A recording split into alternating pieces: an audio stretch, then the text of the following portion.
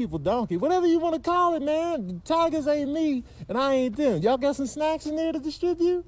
Oh, y'all like it rough and tough. I can get rough and tough too. I can get rough and tough. Is that what Tigers be doing? Actually, they be like, you know. I don't know. That didn't really sound like a tiger, but you know they got a different sound than like an actual roar. Hey, he got cavities, frosted flakes.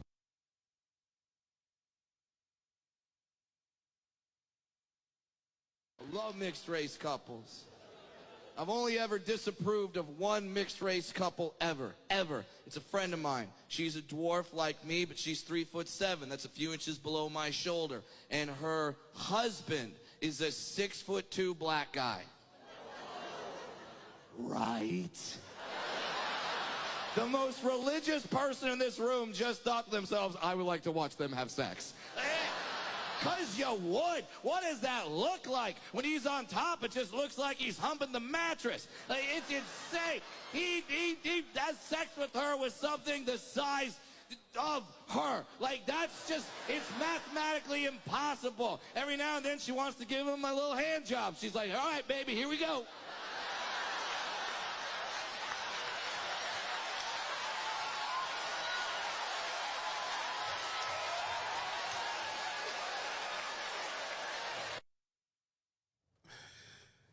You can't go wrong with people like that, man.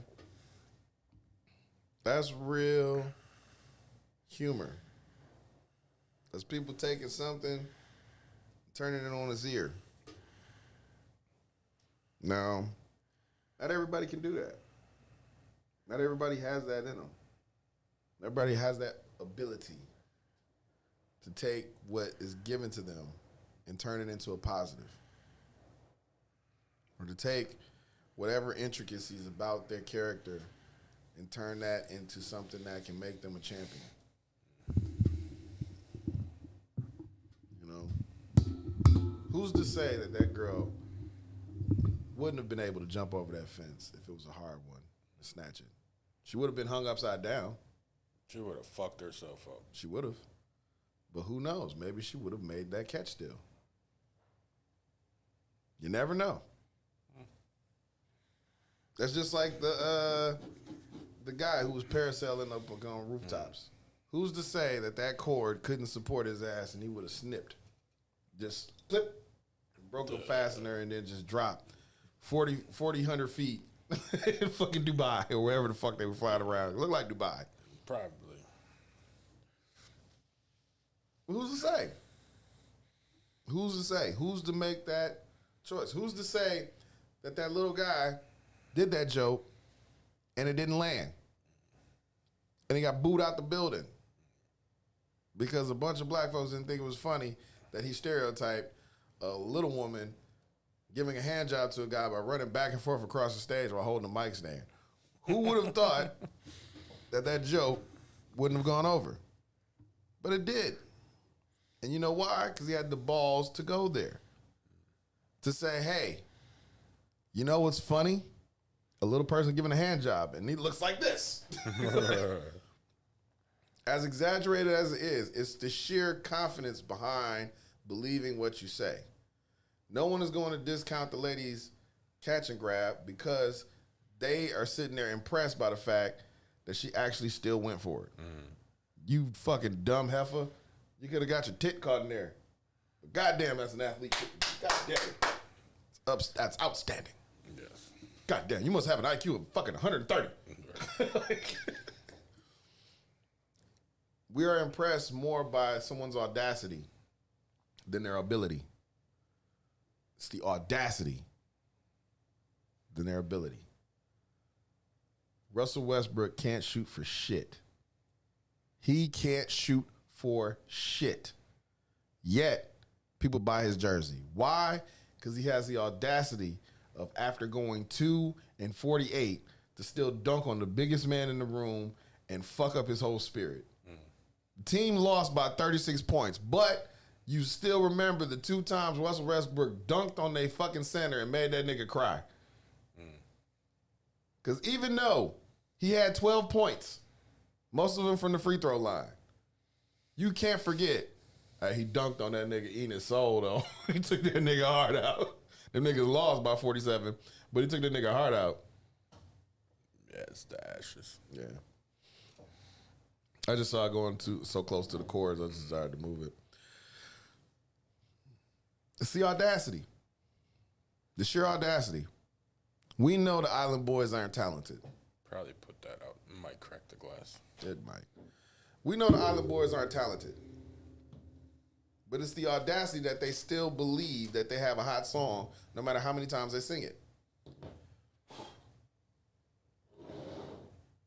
We know that Donald Trump is batshit crazy. It was the fact that he had the audacity to believe that he could run a country that way. People are mad as hell at President Biden. It's the fact that he has the audacity to tell us that he's still awake. We know he's asleep. We know you passed out a long time ago. He's in town, actually.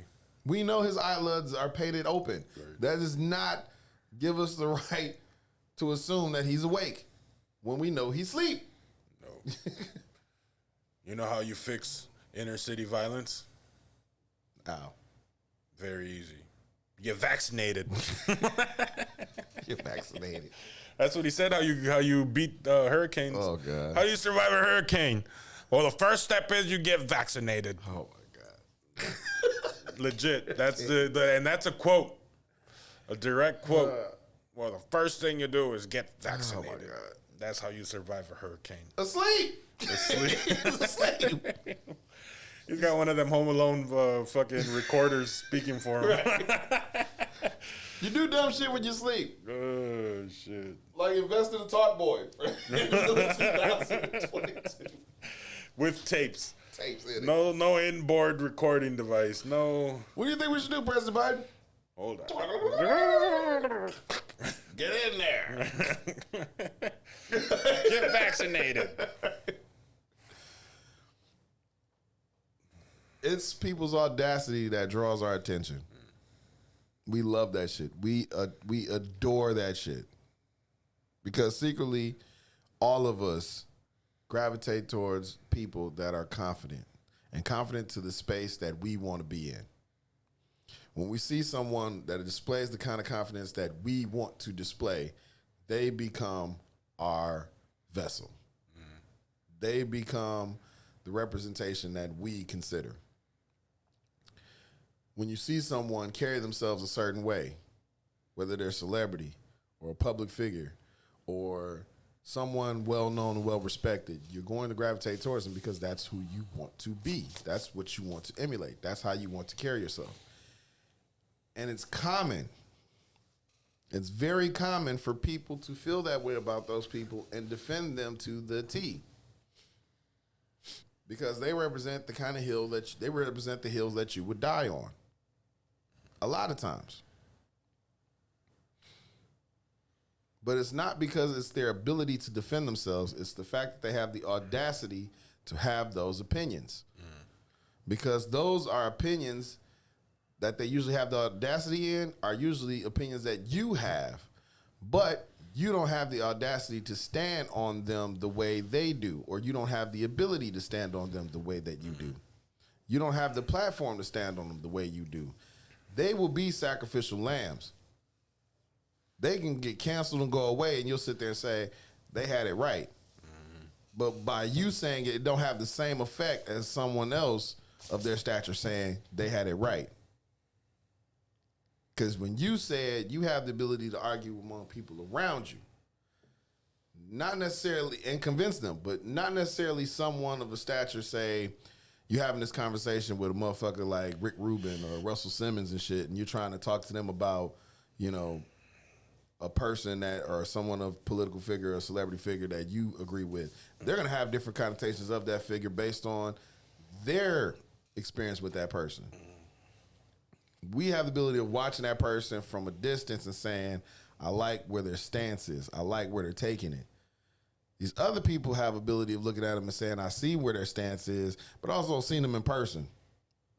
I know this is not what they stand by on a daily basis. It sounds good, but this ain't them. Or it sounds good, but you ain't heard the whole fucking plan. You ain't heard everything that they want to do. Or they've heard it and they like it all the way, or they heard it and they think it's total bullshit. Those are really it. That's really all it comes down to. And that pretty much makes up no one that's literally on the fence. It's either we know a little bit of enough to go against or a little bit of enough to go for. It's never a, well, I'm not sure. You know, that's where we are. We're in the I'm not sure because we don't know enough of the story.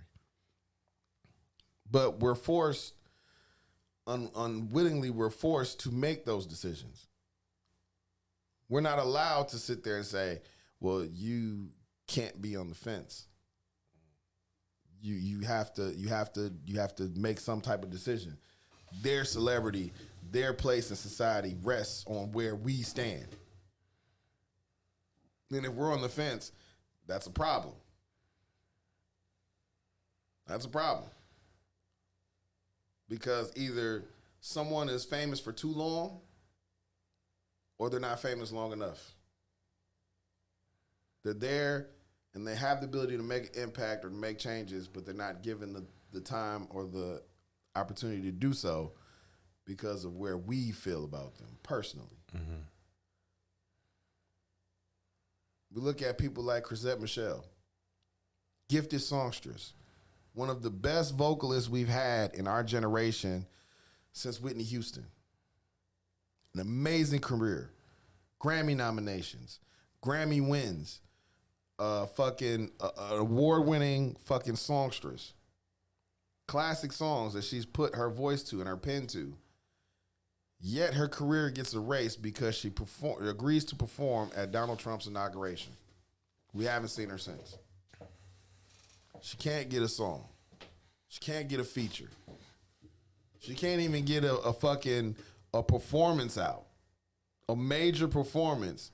This was a woman that could literally book Carnegie Hall and show up and show out.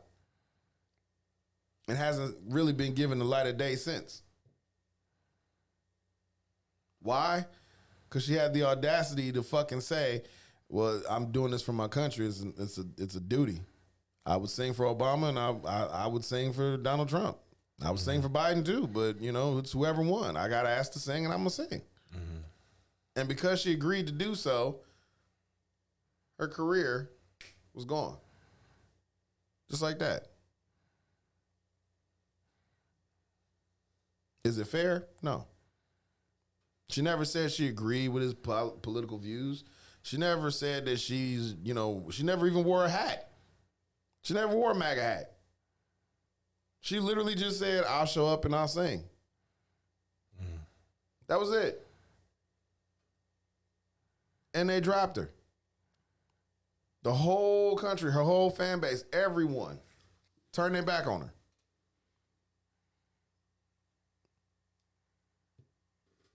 The sheer audacity of her. Fuck her ability. Fuck the quality of her voice. Fuck the songs that she sang that we actually enjoy and love.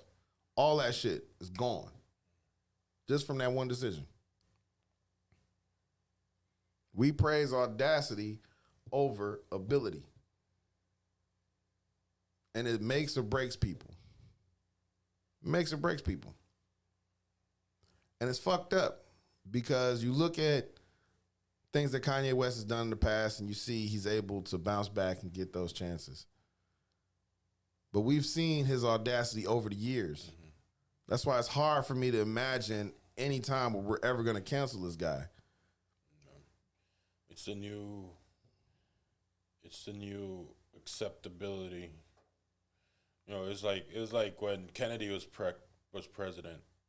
Like the culture was to be dapper, to be reserved, to be very clean cut. Mm-hmm. You know, obviously drinking and all that shit, you know, vices are not something that's out the window, but the overall mannequin of how we should be was a polished look. You know, now in today's era, the mannequin is more fucking on the fritz, always fucking sporadic, always in your face, always like, whoa, you fucking like that shock value. Like it's like, what do they say? Like with kids, like if you give a kid a tablet early, like the dopamine in their brain of being engaged with, you know, graphics and movement in their faces, you know, gives them that dopamine, that high, that nicotine, that accelerant, that, you know, that's what we are now. That's what represents us. That's what our mannequin as Americans represents. You know, short attention spans, and everything has to be boom, boom, boom, boom, boom, boom, Right boom, away. boom. In my face. All right, make me feel something. All right, you're not making me feel something? All right, scroll. Right. You don't make me feel something? All right, swipe right. All right, you know, like that's what we are. Now, you go outside of here, and you go to Mexico, you'll get some of that, but their mannequin doesn't wear that. You know, they're more docile. They're more thinkers. They're more their attention is on other things. You know, like when we talk about TikTok, you know, they reward people that do things that broaden your brain and increase your productivity and your skill base and your thought process. Yep, everywhere except that's here. because you go to Asia, Middle East, you know, yeah, it might be impoverished countries where you see poor people, you know, more than you see them here, even though we have a shit ton of poor people here, which makes no fucking sense whatsoever, you know, but still within those people, you could still have a different mannequin, you know, more, not mellow, because you have crazy motherfuckers that, you know, are about it in other parts of the world, But they're but probably more grounded. the overall, you know, suit jacket and pants fit that description for us, at least, that we're fucking just all the time, you know, and it's fucking crazy. Because I mean, you look at it like they praise people who show off their education and their talent. We enjoy it, but we praise the ones who have no ability, no talent. Why? Because, like I said, they have the audacity to still try. We carried Ice JJ Fish to a #1 hit record. He has no talent whatsoever. But he felt brave enough to still get on the mic and sing out of tune. And we enjoy that. Why? Because it's funny. It's funny to laugh at the person who's trying and can't. And for some of us, we laugh at that because they're trying and they can't. For others, they enjoy it because, oh, well, here's somebody who shouldn't be famous, but they deserve it because I like them better than someone who's actually good and telling me how great they are. People hate arrogance. And they feel like in order to punish arrogance will make the person who isn't as talented famous. That's a good thing. We'll take someone who's obviously got a handicap and make them famous. We'll take someone who is obviously, you know, mentally underdeveloped and make them famous. They want to be a rapper, 50 Tyson, cool. We'll make them a rapper, 50 Tyson. And then you see these people years on down the line where they've been used and abused by the media, by the internet, made into memes, made into all these jokes and stuff. And they got people running up on them and doing stuff to be famous too. When you see them in a fucked up place. Because they realize, I got played, I got used. I was just doing stuff to have fun. And everybody was, you know, taking me places and showing me what it means to be famous. But I'm in a bad place. Like, you look at the dude with the D's Nuts dude. He was everywhere for a whole year. For a whole year, you saw him everywhere. They was doing videos on this dude. All the videos that they had were old videos that were just circulating. He was getting club appearances. It was girls over there throwing themselves at him just to say that they were, you know, in a live feed with him. But then when you saw a video of him recently, this motherfucker was on the street. This motherfucker was nervous. He didn't even like motherfuckers running up to him because he said, man, I didn't know what you was on because motherfuckers be running up to me trying to fight me and shit just to be famous. Motherfuckers be walking up, smacking the shit out of me, fucking humiliating the shit out of me just to be famous. Just to have some clout. I'm out here bad. I'm out here worse than what I looked. Like, I'm nervous. I'm a nervous wreck. I don't even want to be famous. I don't even want to be known. I don't even want to be a part of this shit. I don't trust nobody right now. And when a motherfucker walking up to him, hey, man, I just want to dap you up, man. I thought you was dead. Huh? Like, that's how we treat each other. Now, overseas, it ain't like that. It ain't like that. Because over there, they still believe the talented motherfuckers should be famous. Now, it's some of them that start to adopt and adapt to our cultures or ways of thinking, because they see us laughing at the ones that, aren't as talented, and they want to do that shit too. Mm-hmm. But they at least have a structure of people that still frown upon that and say, that ain't cool. Yeah. It's not popularized. It's not normalized like the way we do here. We want to normalize everything that's popular among us. You got a fucking 700-pound dude with a fucking semi-automatic tucked underneath his gut. Oh, let's normalize American boxers with a fucking what is it with the fucking haircut, the mullet. Yeah. And then you got a fucking beautiful chick twerking next to him, and then you got somebody with some sort of physical deformity. Yeah. A short leg or long torso, short arms, like. And that right there will generate millions and millions and millions of views and revenue. You think that's fucking crazy? There's a house where there's a guy, the guy that has like the neck that comes up in like a triangle. Yeah. He's in that house. The black dude? Yeah. Oh, okay. Next to the white kid with the long neck. Yeah. And they also share the house. We got a call. With the guy who bites over his nose. And the guy who bugs his eyes out, and the guy that can flex his arms and shit. Let's pick up this call. All in one house. Oh, it's Duamel. Hello. Can you hear me? Can you hear us now? Can you hear us now? No, it didn't go through. Wait. Call again. Yep, call us back. But yeah, they got these guys in the house, and they call it the Freak House. The Freak House? Yeah, they call it a Freak House because it's like they basically call it a Freak House because it's like pretty much this, they refer to themselves as like the carnival side acts. Okay. Because everybody has like an outrageous talent, so they all feature in the same house and create content together. They've created NFTs based on their deformities or whatever, and all that, and they all share a house where they create content together. Hello. What up, y'all? Yo, what up, Duamel? What up with you? Can you hear me? Yeah, we can hear you. Can What you hear up? us? What up? Yeah, I can hear y'all perfect. No, I wanted to.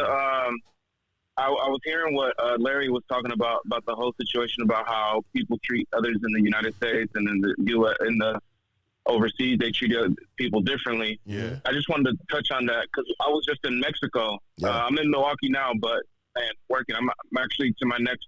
I'm headed next to my next my listing appointment. Okay, that's what's up.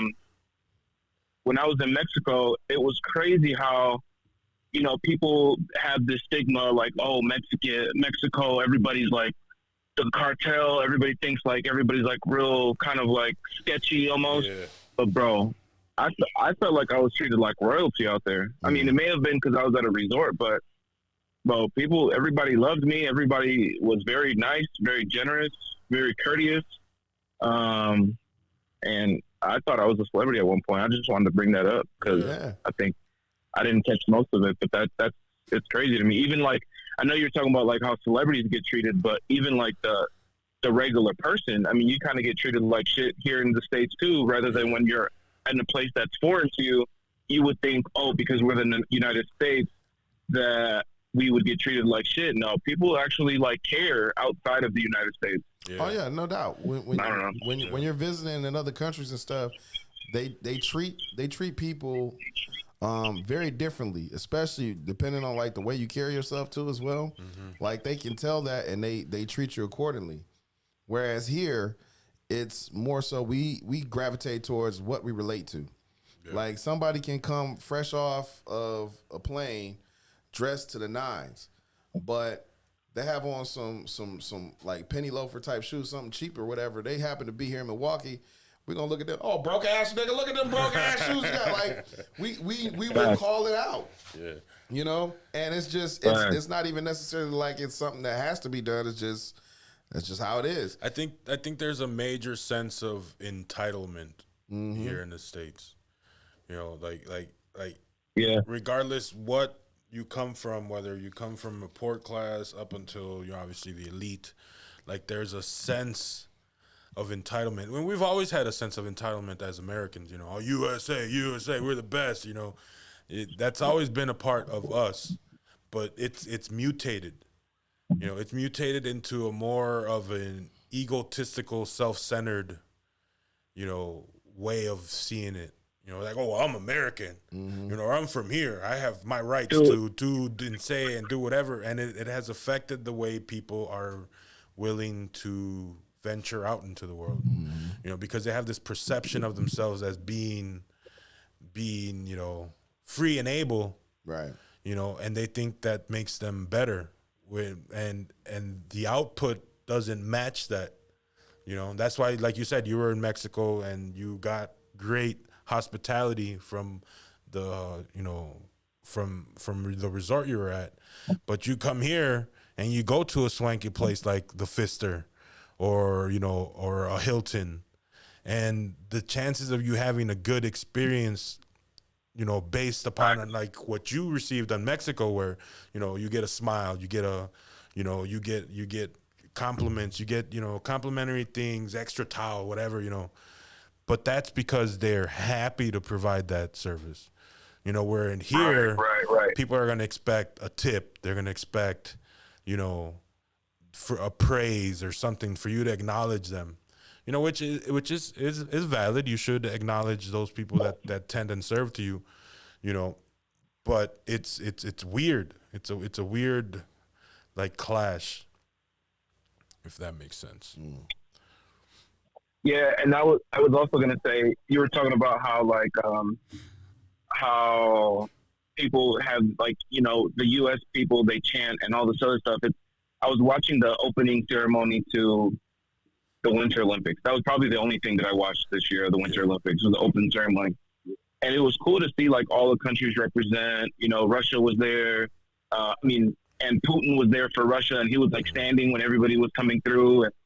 But, of course, the U.S. is probably going to have the largest team, right? Yeah. Just because athletes are bred almost from the, like, everybody just as an athlete in the U.S. for some odd reason. Yeah. But anyways, when the U.S. came through, there was no, like, they were, like, dancing, jumping up and down, chanting themselves, and they were making themselves almost look superior over everybody else, while everybody else is just, like, being very humble, waving their flag. They were more happy that the fact that, that they were representing their country, where, like, the U.S. was happy to represent themselves as like, individual athletes. Yeah. So that's also just, I don't know. That's why the U.S. has that bad stigma of, like, nobody fucks with us. Yeah, we became those shitty kids on Super Nanny. Yeah. I think that's like when I self-reflect, like I feel like when we venture outside of the country, you know, we're perceived as those badass kids that never got help. You know, the nanny just quit mid episode. You know, and everywhere we go, we're boastful, we're misbehaved, but yet mommy and daddy coddle us and like, no, they're just growing up. Let them be kids. They'll grow out of it. Right. You know, and then we became the assholes that end up in jail overseas because, you know, someone fucked up our Frappuccino, not knowing that they don't sell fucking Frappuccinos overseas. Right. You know, it's like I said, it's a sense of entitlement, you know, that we carry with us. And it's not a trait that everybody does, but in doses, I think that's something that we all do in some way or some sort. I think we tend to at the same time we carry over our own angst. Like you said, we were happy to represent ourselves when it comes to, like, being athletes over there. We have this oversaturated idea of, you know, being the best at everything. even though we're not the best at everything. But we blindly tell ourselves that because we feel like we are pretty much the trendsetters of everything. You know, everything begins, ends, and rotates around us. You know, we feel like we shape the culture. We feel like we have the most influence. We feel like everybody wants to be where we are. And it's because of that blind idea of ourselves that's allowed us to kind of play ourselves the way we've been playing ourselves. Why we are known for the TikToks that we make, and why we're known for the social media influence that we have, and why our humor is the way it is, and why, you know, education is the way it is, and why things that we should be holding to be important aren't as important to us anymore, because we figure we don't need that shit. That shit ain't important. Nobody cares about that. And the truth is, everyone else cares about that except us, you know, as a whole. And it's because we've gotten so used to trying to normalize what we feel is convenient for us that we've inconvenienced everyone else in the process. We're all Karens. We're all Karens. Yeah, we are. We're a nation of Karens Yeah, and Kyles. it's fucked up. Yeah. It is. It's fucked up. Yeah. You know. All right, Duhamel, you want to keep in here on the conversation, or you need to head out? I'm gonna head out, but I appreciate you guys letting me get on. Yeah. Phone. You got any word of the day while you're on the phone? Next week for sure. You got any word of advice I'm for just the gonna- week? I'll freestyle a word of the day today. Okay, Not go like ahead. rap, but like just off the dome. Oh, okay. I was about to give you a beat. To kind of to go off on kind of what we're talking about, I guess it's never a bad thing to have confidence, but it's a bad thing to have arrogance. So it's, you know, it's great to have that self-confidence and wanting to be better than the rest, but when you're arrogant about it, now it's like, you know, your confidence is cool, but you ain't cool to be around. You know what I mean? So yeah, I guess that's my word of the day. Like it's great to be confident, but it's bad to be arrogant. So Yeah. Okay. All right, bro. feel you. Well, we'll see you next week. You have a good rest of your week if we you don't guys see next you. week. See you, man. All right, bro. Let's be in contact. Hit me up. Hell yeah. Good luck. Sell that yeah, shit. for sure. I'll talk to you guys soon. Sell that shit. Sell I that will, shit. man. All right, bro. Later. All right, bro. Yeah, Hell peace. yeah. You know, it goes hand in hand with what Dr. Donda West said, the late great Dr. Donda West, and they reiterated that in that final documentary part where they were saying, you know, remember, giants see nothing in the mirror. And I loved how this third part showed you exactly that. What it's like for a giant that needs to look in the mirror and can't. And it's fucking crazy because everybody sees a giant. You can't go anywhere in America and not see or hear about Kanye West. It's impossible. But for him, when it's time to self-reflect, how? They haven't built a mirror big enough for me to see myself right now. I've gotten too big to see myself. My purpose is too big. The messages that I get, the inspiration that I get is too big. There's even a point where he said, man, I went to see my doctor. My doctor said my brain is too big for my skull. It's too big. And it's crazy. Not the brain being too big, but it's crazy to think about that when you get to a point where you can no longer see yourself. It's like, how did I get this far? How did it come to this? And sometimes you thinking about that from that standpoint, you're saying, I don't see how it could ever come, how that could be possible. Until you see it play out some other way for somebody else. And then it really aligns it up and says, wow. And I think That's how easy it is. I think the thing that sets him apart from somebody that's egotistical is the fact that he actually does things. You know, because we all grew up with that motherfucker that boasts.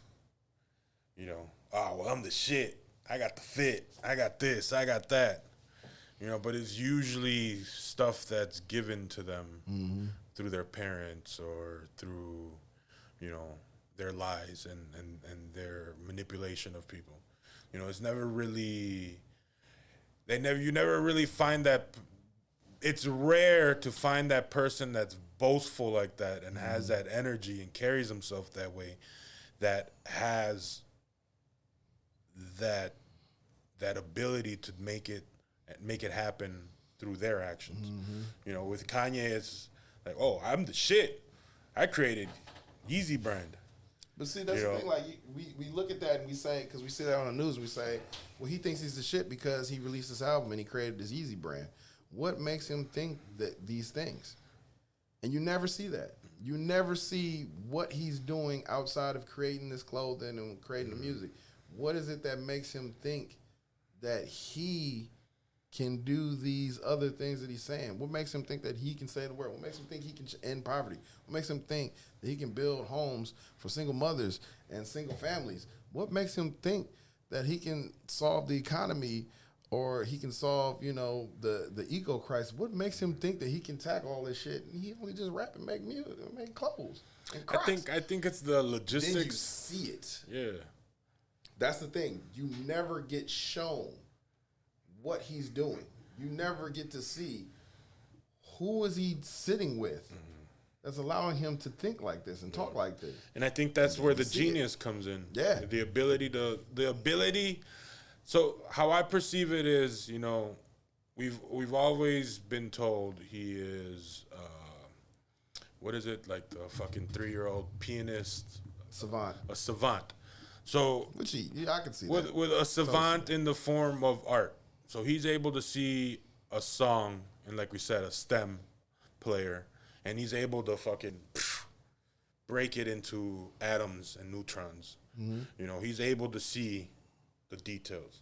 Now, if you adapt that in a logistical sense, you know, when it comes to infrastructure of a business, of a consumer issue, like, it makes sense.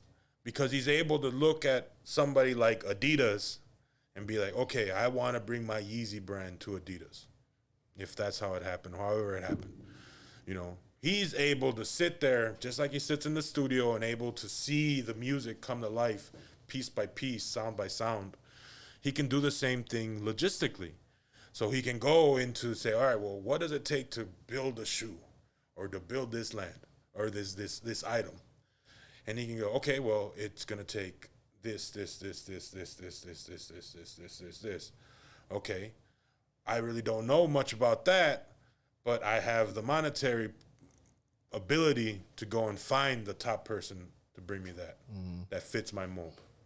I can go and find that person that fits my mold and figure that out. So logistically, he's a savant in that way too, because he can break down a business venture and bring it all together under his own building, because he comprehends that which is, you know, building, the creation process, you know, and that I think boasts and it makes him feel bigger than he truly is as a god, because he grasps that concept of creation. And you sure you didn't see the third part? No, I didn't. Then I guarantee you should definitely check it out. I might. I'm telling you, whatever you thought it was going to be. I really didn't think much into it. Remember, I told you, I said, for all I know, this could be that last missing puzzle piece. It's not going to focus on the downfall of Kanye, which it looked like it was advertising to be, but more so a missing piece as to what makes him the genius. Like, I felt like it was going to reveal something about... He was the mystery magician giving out the trade secrets. Like, it was going to be like one of those things where you see, because in my mind, I'm saying to myself, he can't be still cool with this cameraman. At least they're not as cool as they started out being. Mm-hmm. He obviously couldn't be there for every single thing. There's obviously elements to Kanye's life that we don't get to see. Mm-hmm. However, any footage that is used in Kanye's videos comes from Coodie. So he's obviously there through the big moments. Mm-hmm. So maybe, just maybe, we're finally going to get some context behind some of these moments. And what you get is you will get some context. However, there are other elements to Kanye's life where you don't. And you have to realize there are sometimes some people are going to say and do things because they're in a space you can't follow. Because you don't know that side of pain. You haven't experienced that, so you couldn't relate as to why someone would feel that way or why someone would say the things or be that open and honest. To us, it's like, man, why are you telling all that? I wouldn't tell nobody that. One thing to other people, it's like, damn, you know, how long did you hold on to that? And to that point, it is very, very true. You know, and it boils down to the psychology of a human being and the way we process shit. Because, you know, I talk I talk to my mother a lot, and we pretty much like psychoanalyze one another, and we just, you know, go through it together, you know.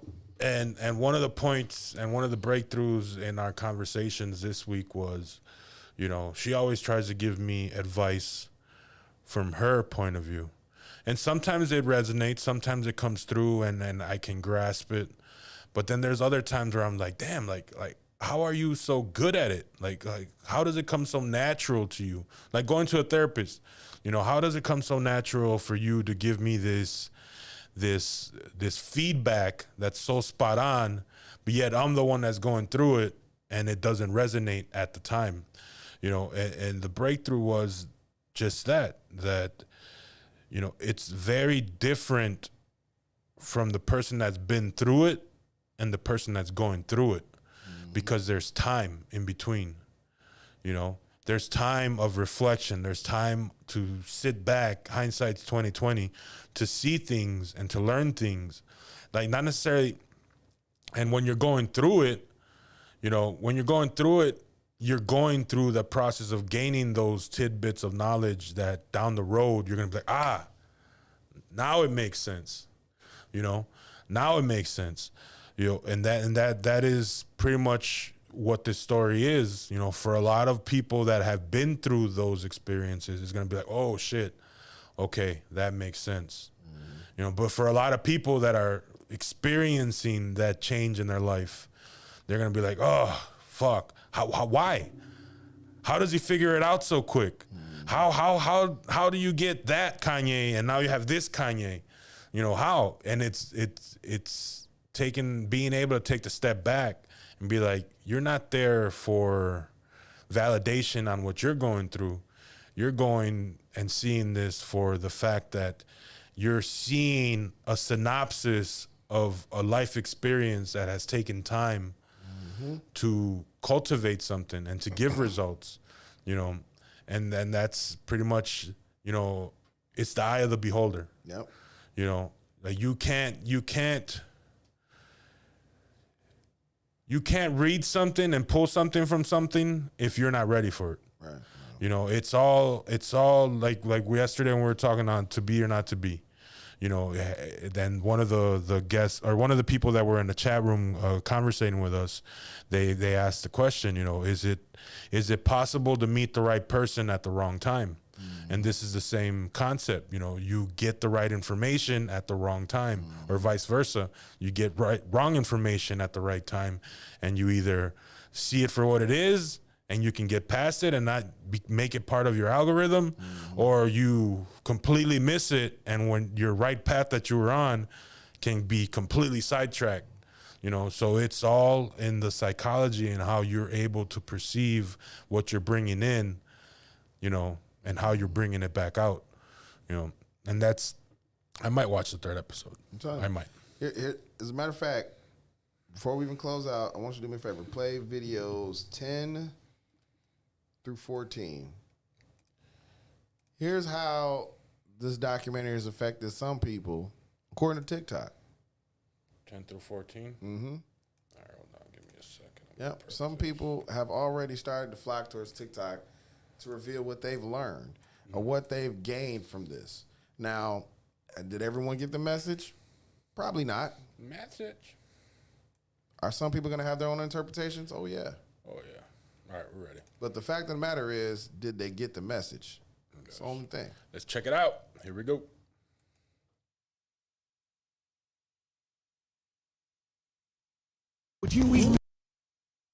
Artist after watching the Kanye West doc. Babe, can you start filming me? So, I was just watching the Kanye doc, right? His friend knew that he was gonna be famous from like the very beginning. So if you don't start filming me now, like we're gonna miss out on some really good content. So if you don't mind, just... There you go. If we get a shot of me like working on music. Oh, why do I have my retainer in? Oh, because Kanye in the first episode of the doc, he has a retainer. Get this shot of me taking my retainer out. I'm gonna rap a verse and like act really cool about it.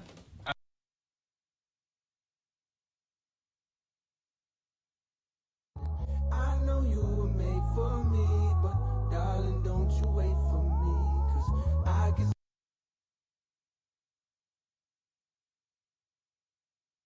Kanye West playing All Falls Down for label, and they didn't take him seriously.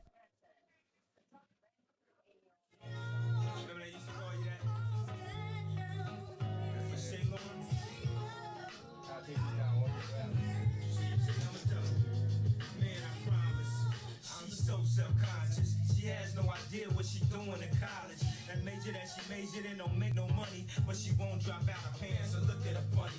Now, tell me that ain't insecure. The concept of school seems so secure. Sophomore 3 years ain't picked a career. She like, fuck it, I just stay down her and do it, 'cause that's enough money to buy her a few pairs of new airs. 'Cause her baby daddy don't really care. She's so precious with the peer pressure. Couldn't afford a car, so she named her daughter Alexis. She had hair so long that it looked like weed. Then she cut it all off, now she look like Edie. And she be dealing with some issues that you can't believe. Single black female addicted to retail and well.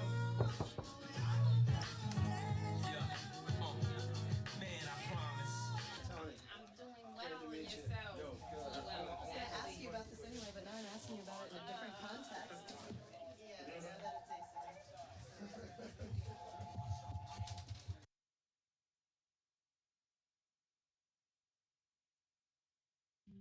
You know, there's very few MCs coming out of Chicago.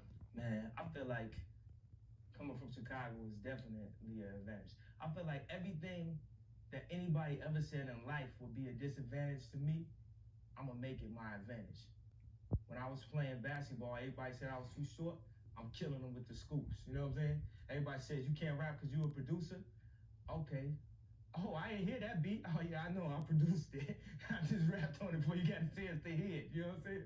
Like I'm gonna use everything that everybody says that I can't do, and I'm gonna flip it to the positive. Like I look at everything as a glass half full than half empty. I'm gonna stand for everything I've seen in my life, and I'm gonna try to express that to y'all the best I can. And I feel like I'm creative enough that I'm gonna make it work. You know what I'm saying? I know nobody has ever stood up and said, "Yo, man, let me actually show you that it's more than one side to me." I don't know if I really believe in that Gemini stuff and all the constellations and all that. Like, I really believe in God. Like, but I know that it's more than one side to me. I know on one end, when I get a check in, sometimes I'll be thinking like, yo, man, I'm finna go and get this chain off layaway from Jacobs right now. I know that I'll go to church with my grandparents and really try to hear what the word is or what they trying to tell me, or really try to understand about religion, or what do I want to pick. So I'm confused as a black man. A lot of times artists come into the aspect that they not confused about who they are or whatever.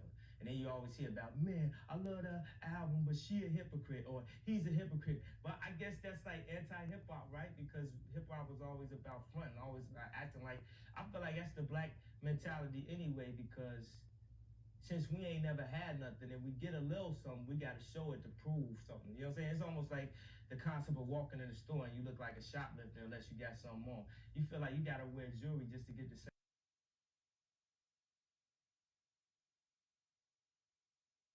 So the Kanye documentary finally released on Netflix. It covers his early life as a producer, before he even made music with Jay-Z, all the way up to him finally getting a record deal. And we get to see so many moments of Kanye being rejected by the music industry. It's actually kind of insane. Part 1 ends after he announced he has signed to Rockefeller Records, and then it starts talking about his car crash, which I'm assuming is going to be in part 2. What y'all think about this so far?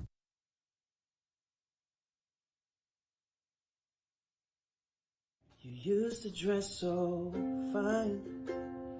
Now it looks like you dorm in college and drink boxed wine. Like you're always in a hurry but never on time. Don't know what's going on now. You dress like you're going to the gym but never leave the couch. Oh, tell me why. When did you... Oh, shit. Oh shit, that's funny. I know God had his hand on that song. Yes. It was truly a blessing to hear it. Was. But it's funny when you see the Kanye interview for MTV, and you see how his thinking, his the way he's talking is all over the place. He's scatterbrained. He is thinking like a young, hungry artist who's at the same time trying to introduce themselves to you, but also thinking at the same time out loud, man, when this shit come out, all the shit I'm gonna do, when they finally figure out how dope I am, when I get my first check, what the fuck I'm gonna do with that shit? When I make my first million, what I'm gonna do with that? When I get my first award, what I'm gonna say? When a legend actually gives me props and calls me a fucking musical genius, how I'm gonna take that, what I'm gonna do when I become the greatest artist living, walking, breathing today, what I'm gonna do with that influence. He's thinking out loud. You see his mind work in front of the camera, right there, as plain as day. A lot of us couldn't follow along then, but did we care? No, because we related to that, because we thought like that. There was a time when we looked at him talking and said, I think like that. I'm going to be the shit. But first, I'm going to go get this 9-to-5 real quick and pay this bill 30 years later. Then I'm going to get that chain out of fucking out of fucking storage and layaway. Because we all thought like this. All of us had that mindset. What changed? The environment around us. When there was no one feeding and nurturing those ideas to bring them to a focused fruition, that's when things start to get muddled. That's when things start to get confusing. See, that's facts. For the beginning of us, when he first came out, we were around a bunch of dreamers and believers, all still trying to figure out what they wanted to do with their life. As he continued to grow and his vision started to change and he started to accomplish his goals, we weren't around those same dreamers and believers anymore. Those same dreamers and believers stopped dreaming and believing. They became doubters. They became defeated. So when you have someone who's still dreaming and believing and achieving, saying, I'm about to do this, that, and the third, motherfuckers are sitting there, man, you on some shit. Get off that bullshit. You can do that because you rich and you fucking suck toes. You ain't no fucking nobody special. That shit ain't It was given to you. Right. That shit's fake as fuck. And those are facts as fuck.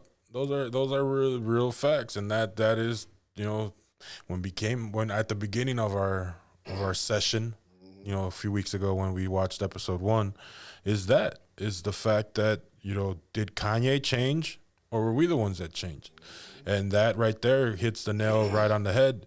You know, the fact that, you know, you could self-reflect back when, if you were in high school sports or if you were, you know, there's a difference between the person that went and played collegiate and went pro than those that have bottomed out or those that had the fortitude to motivate themselves to move forward, you know, and then the average person. You know, the average person probably had mom and dad go to the game once in a great blue moon and showed love and support, and that was usually their best games. Yep. But when mom had to go back to work, pick up an extra shift, or had to worry about the brother, the sisters, you know, like the implications became distracted to other things, you know, distracted to other things, then you do that. People start changing. Your focus starts dying out. You're not as into it. It's not what you want to do as much anymore. Not necessarily that you don't have the skill set or the ability to make it, you know, but you don't have that culture, that surrounding, that energy. That's key. That culture. That energy to keep that moving forward. You know, because even me with this whole video production shit that we do and audio production and radio, like there was a time, like you said, we grew up together. So we were around people that cultivated that. You know, the Martins, you know, our friends that come over, and, you know, it was very creative. Even though we didn't write anything down or actively pursued those things, it was always a joke. It was always a task. It was always, let's hop in the car and let's go jump out on people and dance and have fun. And, you know, it was just, we would go and do. We would go and do, and we're always out doing. You know, now we all started getting older and living our lives and, you know, kids and responsibilities. And like you said, all that started weeding itself out, you know, and it really didn't come back to life until our lives came back together, you know, and that's when your writing started becoming, you know, fizzling back in your heart, you know, and for me, it was the production started coming back into it, you know, and now we're back to a point where our circle, our culture is back on that track. Not necessarily 100% where we want it to be, you know, but where that fire is sizzling, you know, and that's why the Kanye story, outside of the antics and all that extra shit, resonates with us because we are there. We're part of the, obviously it's not as fluid as his because since a young age, he had his mother to egg him on and really push him towards being the greatest, just like you take a Michael Jackson. You know, his father's relationship wasn't healthy, but he was always there pushing him forward.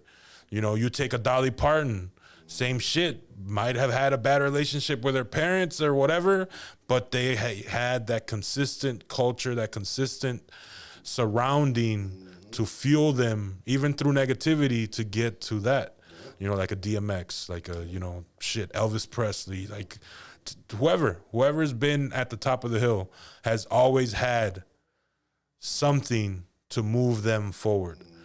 Because if you don't have that something, positive or negative, then you fall to the wayside and you become part of that cookie cutter society that we live in, you know?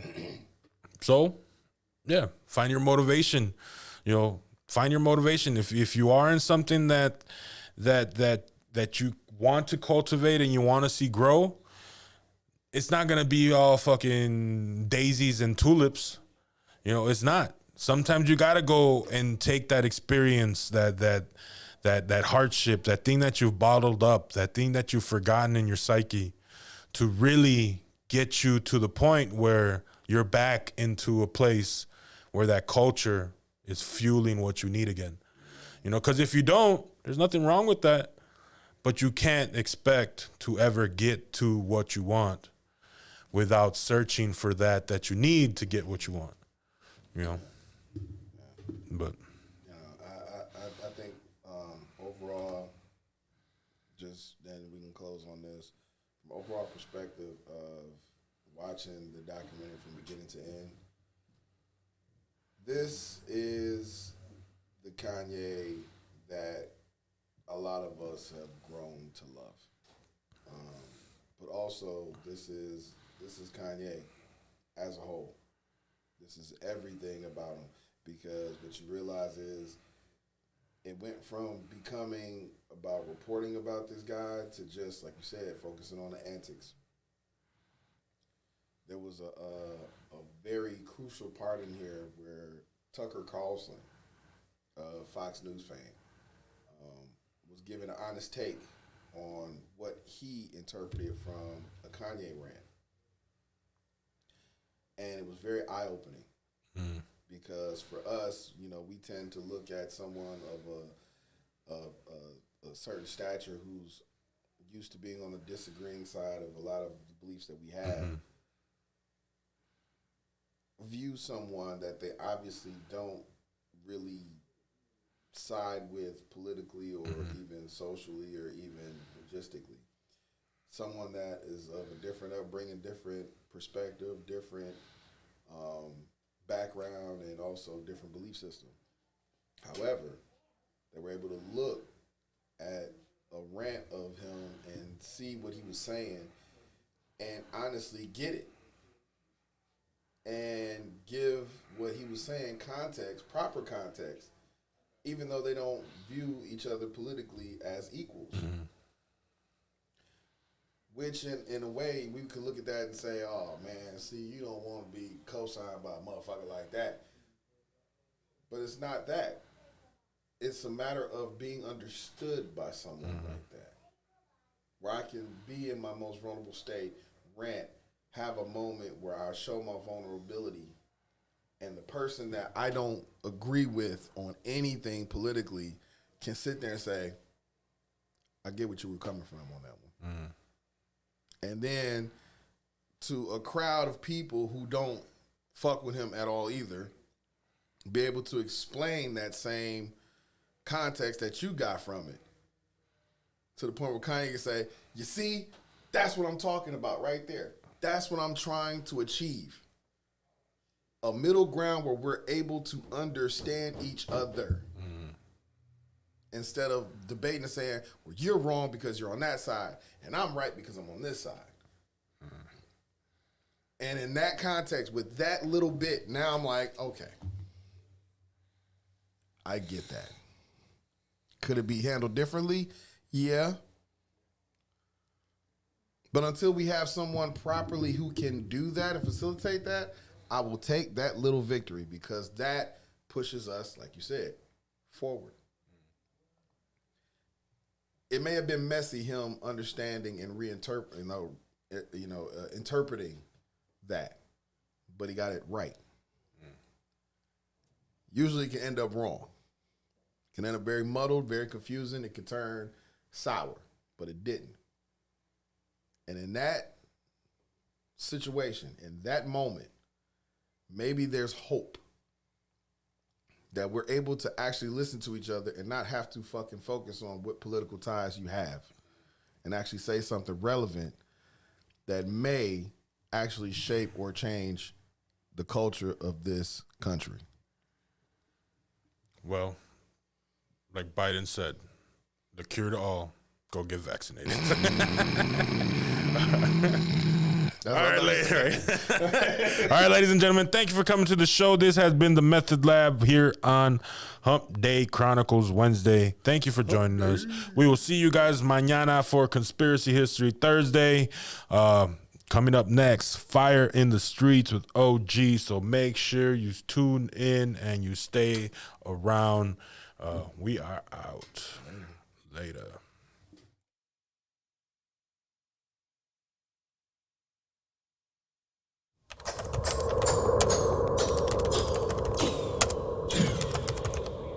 The METHOD Lab. At AutoZone, you get what you need when you need it. Got a